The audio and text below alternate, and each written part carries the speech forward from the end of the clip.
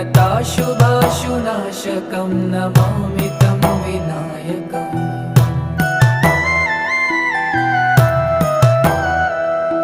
न तेतरातिभीकरं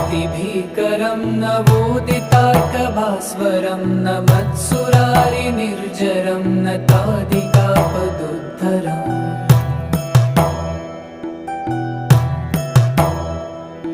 सुरेश्वरं निधीश्वरं गजेश्वरं गणेश्वरं महेश्वरं तमाश्रये परात्परं निरन्तरम्